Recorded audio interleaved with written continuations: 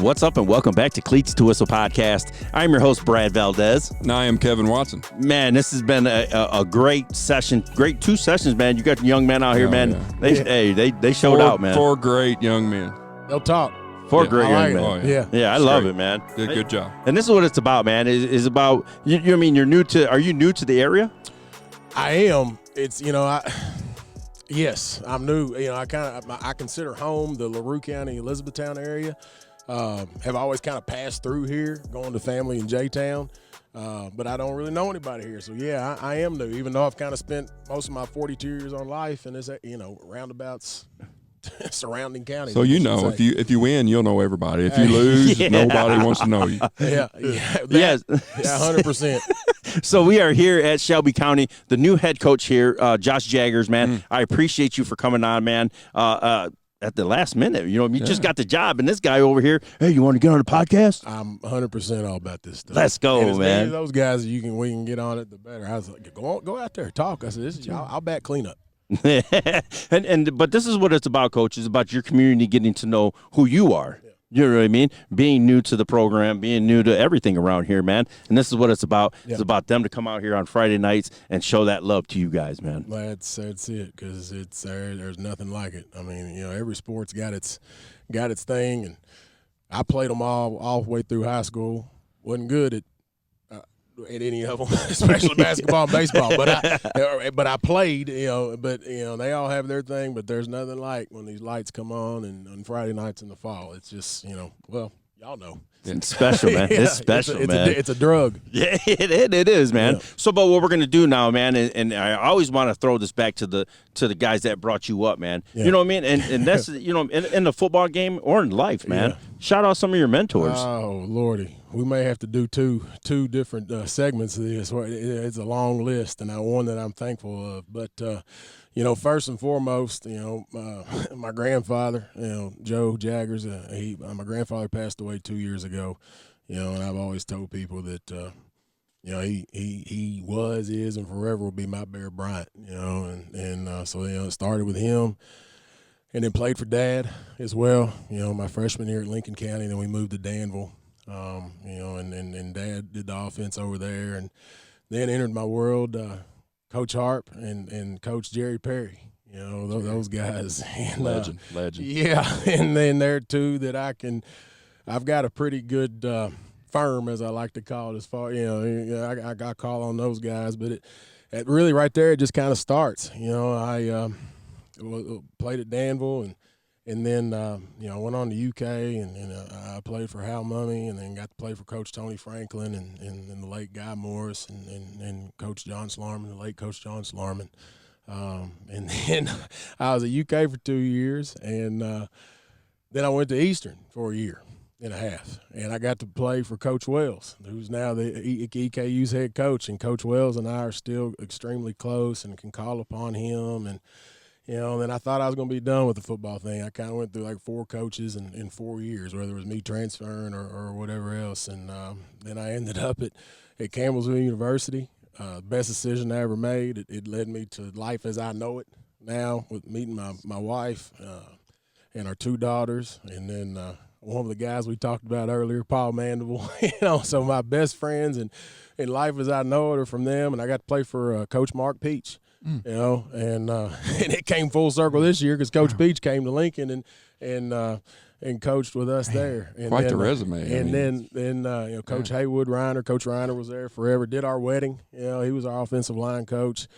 And then then going back to Dad and then at LaRue County, Rodney Arms, and as an assistant coach there, and Rodney's, I can call him up anytime. Mike Lewis, John Harden, Chad Lewis, John Harden. I coached at John 2 years in between, and I keep thinking I'm going through all these names. I should have wrote them down, but I'm afraid to death I'm gonna forget somebody. This guy never coached me. But him and my dad actually grew up together, and then part of the same generation. But Mike Holcomb, it was a long time at Breathitt County. Coach Holcomb is like a second dad to me. He's one of my guys. So you know, I've got a pretty fortunate group of older guys that I lean on. So needless to say, anything that I've ever done from a head coaching standpoint, I ain't no inventing it. It's just copycat. Yeah, you know, copy and paste. Copy. Like, and everybody does it. Pros, I mean, everybody does it. With those guys, I mean, I'd be a daggone fool, you know, to try to come up with anything. So I just, you know, they're my. How many years did your dad coach? Dad coached 27. How many wins did Dad do that? Well, now my grandfather coached 33. Yeah, but now Dad coached for 10 years, 6 at Lincoln and 4 at Mercer. I think Dad had like 82 in his 10 years. But then my grandfather coached 33 total years. And his last year, Coach, was in 98. And to be honest with you, the only reason that he retired was to come watch me my senior year at Danville, because he never had gotten to watch me. And I think he finished with like 297 wins and 5 state titles. But, you know, 5 state titles. That was going to be my next question. But he, you know, it's one of those things that, and then, you know, he loved playing golf so much that he never really got back into it. But, if it hadn't been for me, you know, and I'm glad he came to watch me play, because he wasn't around a lot on Friday nights, obviously, where he was coaching. But, you know, had he kept coaching another 10 or 12 years, I don't know that anybody would have caught him, you know. He'd had at least 2 more championships. Yeah, maybe so. So, yeah. hey, phenomenal list, Coach. Yeah, phenomenal. I had to give all those guys a shout out, and you know, because he's got pretty much every county covered. Too. I mean, the whole state of Kentucky. Yeah, but that's what it's about, though, man. It's about showing love to your guys, man. Yeah, because they're the reasons that you know, they're the reason that I'm doing this, is because what they gave me so much as a player. You know, talking about paying it forward. I mean, y'all know this. I mean, and every coach across the state. I mean, if it was about money, there's bukus of things that we could all go do. But so it's about giving back to something that we got, you know, ourselves. I love hearing all the old names. Man. Yeah, I mean, everybody's got their group, and to hear some of these names you haven't heard for a long time. It's it's great. Yeah, I could go on and on. Yeah. And, you know, Coach Jim McKee, I love Coach McKee to death. He's right up kind of like Dad, my grandfather's dad, and Coach Perry. Like, he ain't no in between. Oh, yeah. You know, you gonna like him or love him. There's 10 or 12 names you say, and everybody in the state knows who you're talking about. Yes, and sir. Coach man. McKay is one of them for sure. Yeah. So the number you wore, did they have a meaning? It did. So I wore 54 and 53, and then from high school till all the way through college. So my dad's best friends to this day, Bill and Bob Bush, identical twins. They played on the line for my dad when he was at Trigg County, played quarterback. And Uncle Bill and Uncle Bob, as I've always called them, as they always referred to themselves, they wore 75 and 73. And so I was like, well, you know, that's why I went 53. Then I got to Campbellsville, you know, going in my junior year, and there was somebody already had 53, so I switched to 54. Next one close. And then once upon a time, a guy told me, a lineman, you know, a former coach that I had, he said, now, if you're going to, you know, you play on the line, he said, there's you know, 50, 60, 70s. He said, the best athletes, whether you are or whether you just think it in your head, wear 50 numbers. Seems like the fatter you get, the higher your number. So that's what I said. But even though I thought it in my head, I was like, I'm gonna wear 50's number. Yeah, I get it. Yeah. I was going to ask you if you played linebacker, because I couldn't remember. So that makes sense. I played center. I figured, you know, everybody in my family played quarterback at the next in college. Outside of my grandfather, he played running back, and I was like, I couldn't hear Dad and, you know, Crad before he passed, and other cousins of mine that talk about playing quarterback, you know, being the guy. Well, you'll never be as good as But I was like, you know what? I'm gonna play the one spot that it starts well before you do. Right. I'm gonna touch the ball every bit. You as can't much. play quarterback unless I get you the ball. 100%. Exactly. That's right. Yeah. Exactly, Yeah. man. Yeah. Now we're just gonna advance this real quick, man. Sure. Coaching with pressure. You know what I mean? You're coming to this new place. Right. You know what I mean? You got expectations. You're gonna have pressure on you. You know what I mean? Yeah. How do you deal with pressure, man? You want that. I mean, because you want to be at places that expect to win. You know, and you want even more so, you want to be at places that expect to win and have the capabilities of winning.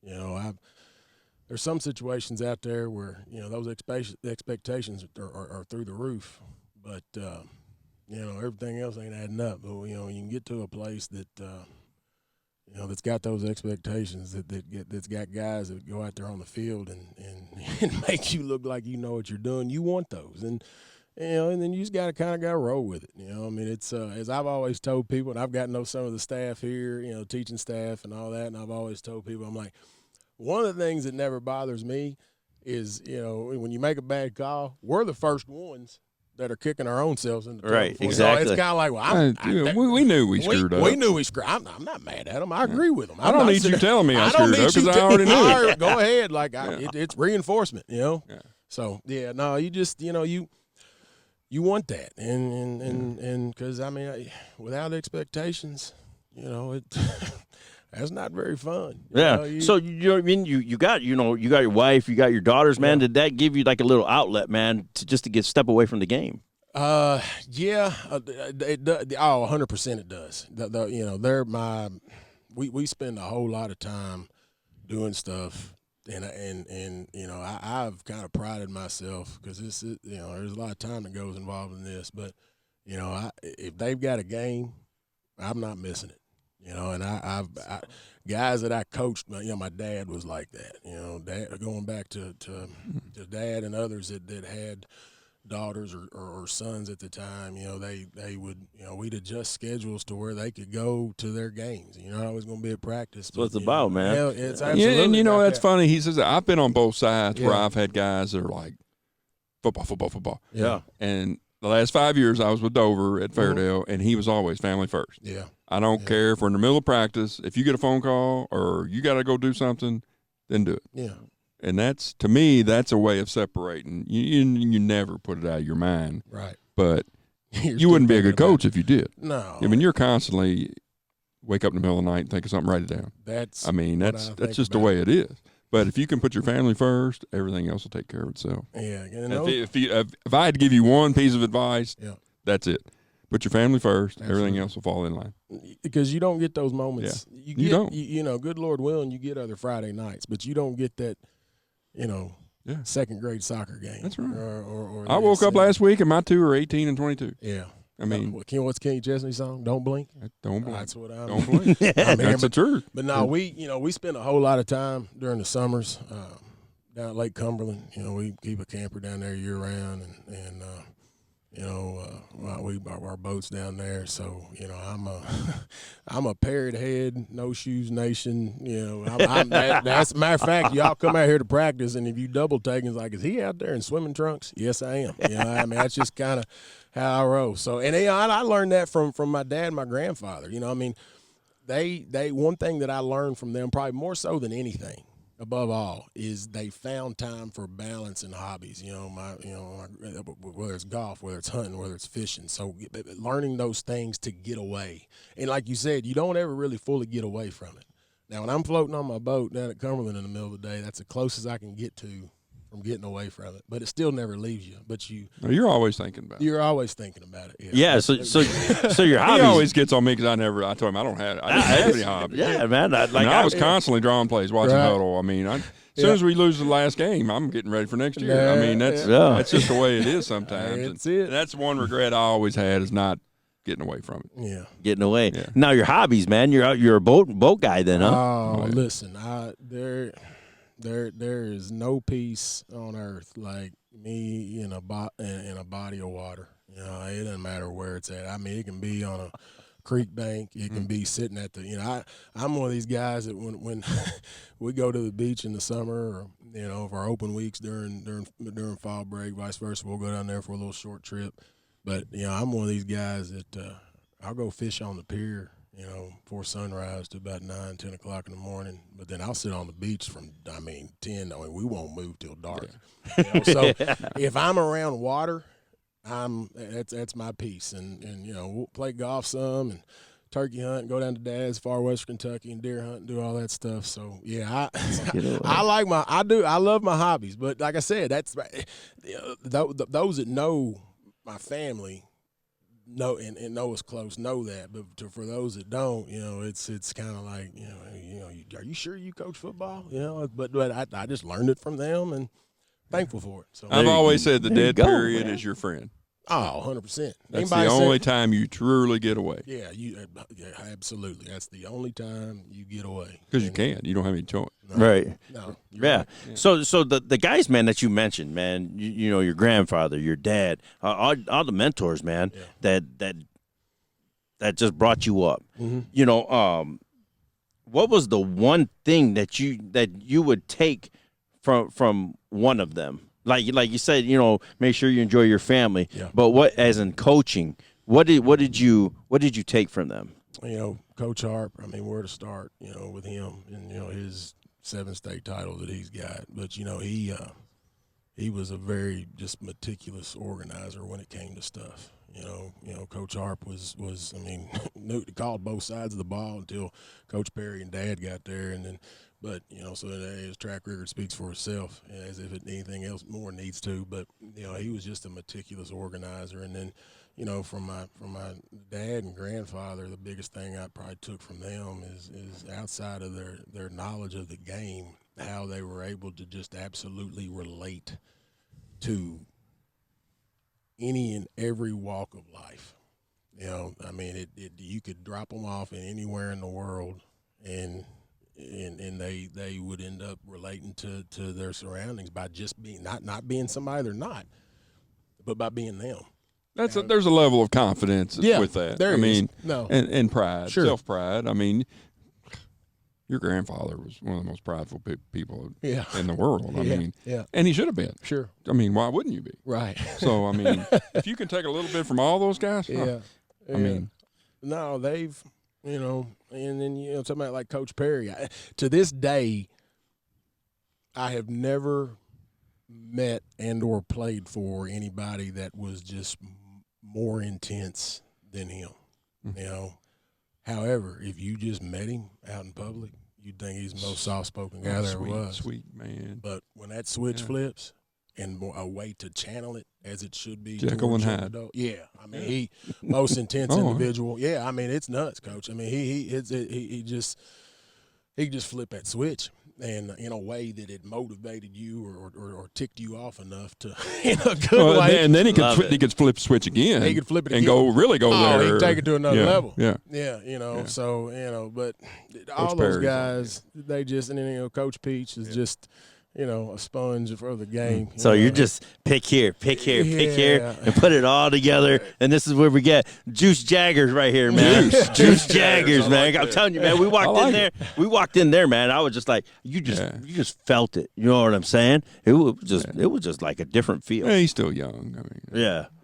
I'm getting on that threshold though, where it's kind of like when you hit 42, it's kind of like, you're not quite one of the young guys on the block. I got news for you. My pants are 42. Okay, and what's that one thing that got you into coaching? Besides all the the guys that you mentioned, man, what's that one thing that fired you up to get into this game of coaching? Playing my last game at Camelsville my senior year and walking off that field. Was it the way it ended, or no? Because because it ended. Yeah, just because it, there was a couple of us. I mean, Paul Mandeville, we talked about, and then Alan Short, who one of my best friends, who was our quarterback, and there's Travis Gay. There's several that I think we told ourselves we were going to do something else. I know Dad had go try something else. Of course, my grandfather told him that go try something else. And I mean, it's the people that have never done it, and I know we're all preaching to the choir here amongst ourselves, but it's a drug. And it's in your blood. You don't have any choice. No. I mean, let's be honest. No, you can't. You'd have been the black sheep. If you didn't coach, you'd have been the black sheep. I'd have been the black sheep. And somebody, too, that my mom always tells me, you'll know where my family is, because my mom and I am in the estrogen capital of the world. It's Mom, my 2 sisters. I mean, Dad and I, are kind of my sister. There's one and one on her side. We've got 2 daughters. So my dad will probably have a spot up top on Friday nights up there. But when you hear, don't worry about the rest of the fans. Like if somebody's gonna get kicked out, you'll know because all my estrogen capital of the world will be.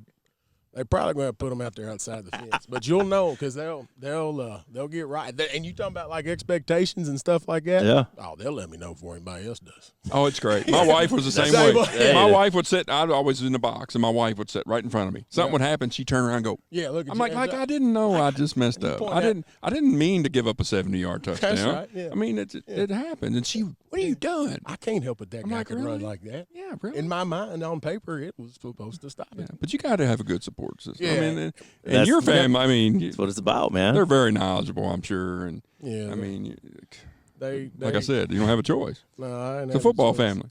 That it is. It and like my mom said, she said, you talking about late at night and watching Huddle and drawing stuff up, and I'm a night owl. Like, I mean, Dad was Mom and Dad had me when I was in college, and one of my favorite pictures. But there's a picture of me and Dad when Dave Letterman was the late show. And here I am, like 6 months old, and I'm laying on Dad's stomach, and he's watching the late show. So I get that honest. But, my mom's my maternal grandfather, who was my best friend. I mean, he passed away 10 or 12 years ago. He started the band program at LaRue County High School and was a band director for about 20 years. So, Mom makes it real clear, says, you get it from both sides. And he was. And he was one. I tell you, here's a good story, okay? So my grandpa Hoggard, Joseph Eugene Hoggard, played at Barrett Manual Training High School in Henderson. It was before Henderson City, Henderson County. His head coach was Frank Camp, who obviously came to Louisville, coach Johnny Unitas. Now there's even another one to tie everything together, right? You ready for this? So his senior year, there was an 8th grade quarterback by the name of Jimmy Fikes. And he was the starting quarterback on their Henderson Barrett Manual, but it was known as Henderson then. He was a starting quarterback as an 8th grader back in 45, and of course, obviously, Coach Fikes went on to coach Dad and some others. So yeah, wow. It's a twisted kind of neat little web when you dig into it. But anyway, like I said, we may need a few segments. Look at this guy, man. He's a football guy, a man's man out there hunting, fishing, sitting on his boat, just chilling, man. I'm not well. Dad tells me pretty frequently my skills in it are not very good because he reminds me all the time there's a reason they call it hunting and not killing and fishing and not catching. So right. I am not an angler or by any means. I like being out there, but I just drown the worm. That's all I'm doing. There it is, man. So, but before we get off, I mean, we talked about these facilities. I mean, goodness gracious. I mean, what a beautiful facilities. Yeah. I mean, talk a little bit about that, what that means to you and your players. I mean, it's got to be great to come out here and just soak it all in. I mean, it's unbelievable. If that doesn't give you a sense of pride, let alone playing for this school, this county, wearing that jersey, the Navy and gold. And you don't have to cut the grass. You don't have to cut the grass. Now, Coach Lucas came out here the other day, and he showed me how to comb it and whatnot. So Coach Lucas and I, and Dad, we go way back, and he showed me how to. There's another name, Coach Lucas. Yeah. So, but he as coaches, we all kind of find our things that relax us for some reason.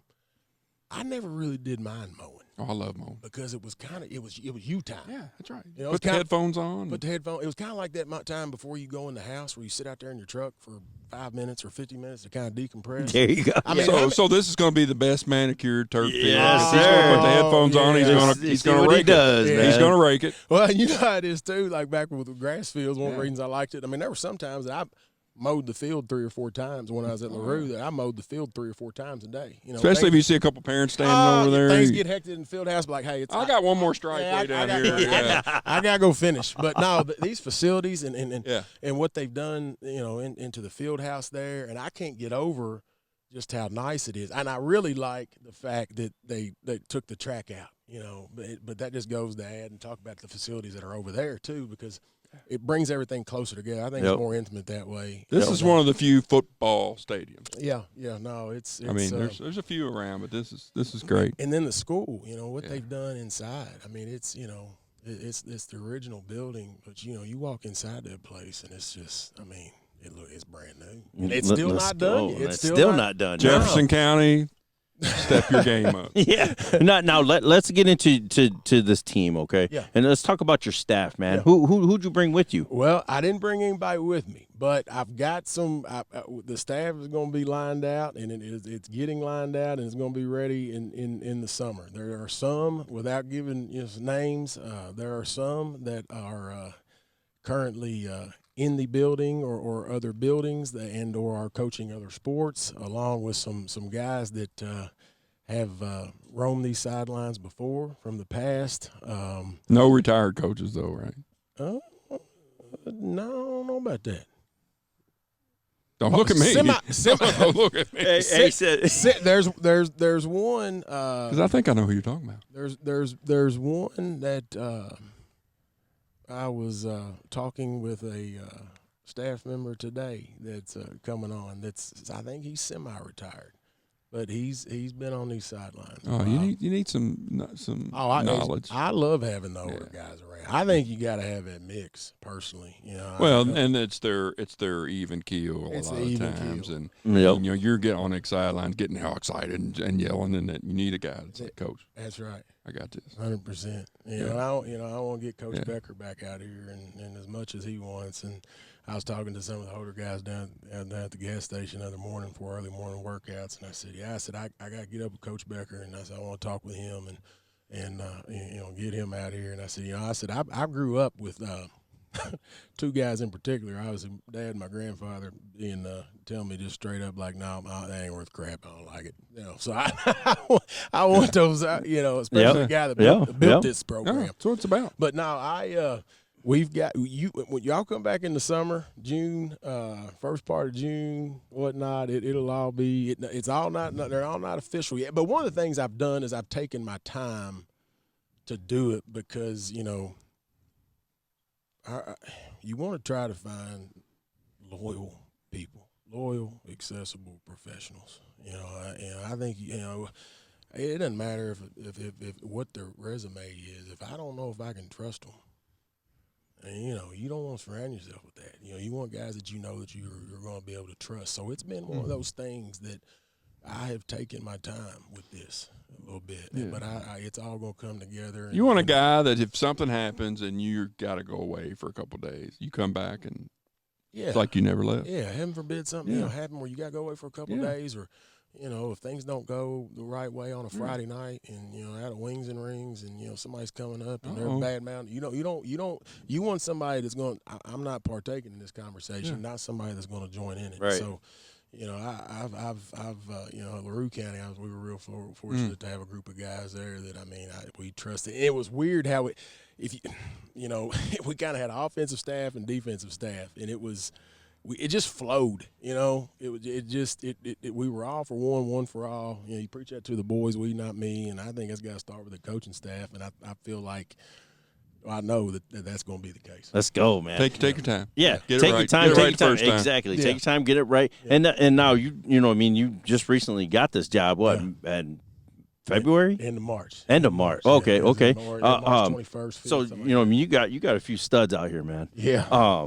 Now go ahead and spotlight who's been shining, for you this off season. Well, there's a few guys, and a few of them are out here, earlier. Trevor Covington, Trevor, got some spot play last year on the line, and he's going to be really counted on this year as a junior, up front, probably on both sides.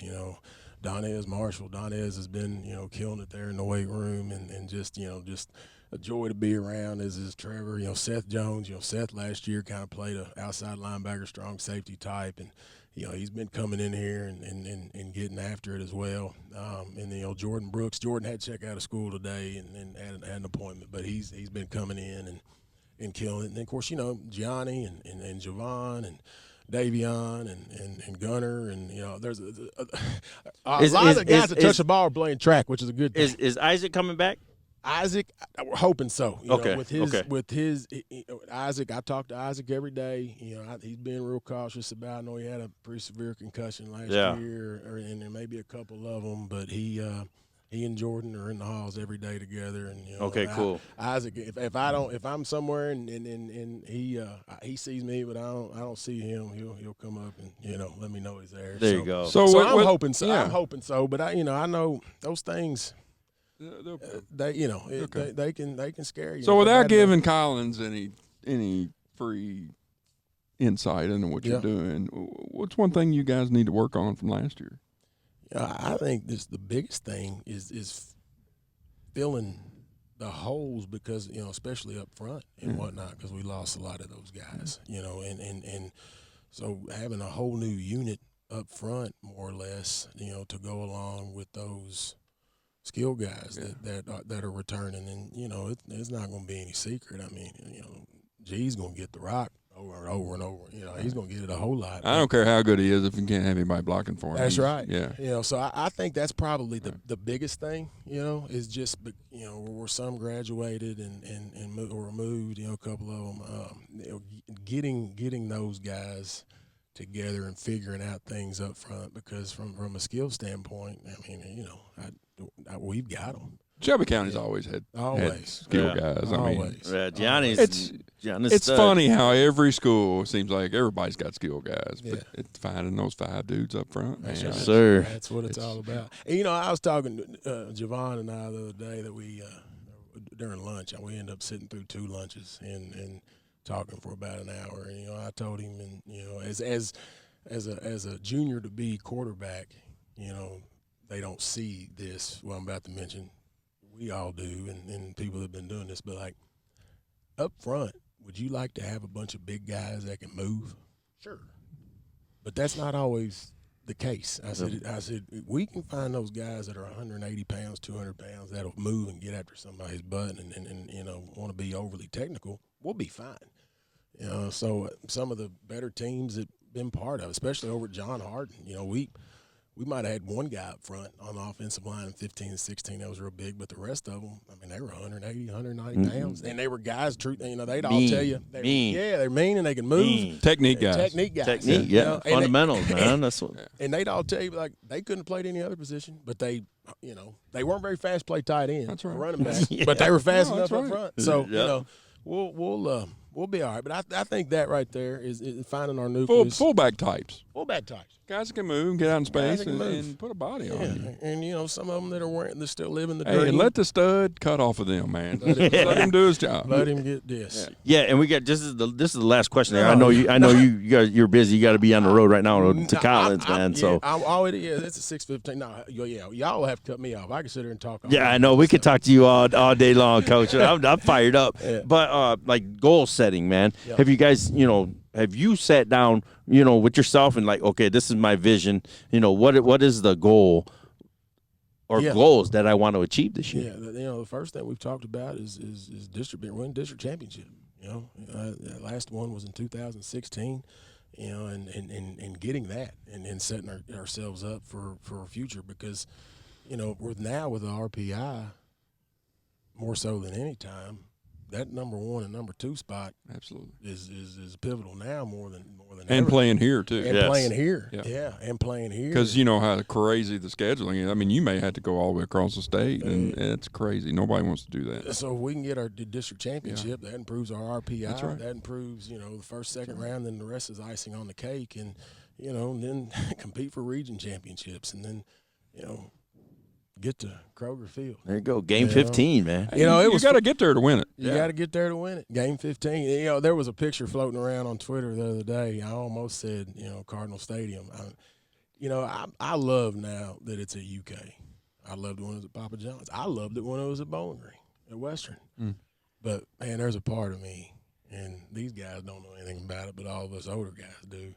There's a part of me that wishes, they'd have done the fairgrounds, redone it, and dumped money into it. That would have been nice. There was nothing like that place. That old creepy, just creaky. You could just hear the legends talking in that place. Yeah, I mean, you could smell Howard's pipe smoke. And, all of it. Coach Snellenberger wandering. I mean, you could just hear it. Yeah, and it's then great place. The late John Tong, doing the PA. I mean, his there was nothing like that voice. And coming back in that quarterback for, you know, I mean, I can't do it. Nobody can do it. But, you know what I'm saying? Like, that just gives that's but yeah, doing Absolutely. that. And then I think they should rotate it personally. But yeah, that's no, I'm off. I'd be off for that because I love going to Bowling Green. You know, I was born in Bowling Green. So when we went in 13, we were in Bowling Green. It's great. Great place. Great, and you know, and 15,000 people at a game or 10 seemed like 20 or so. Yeah.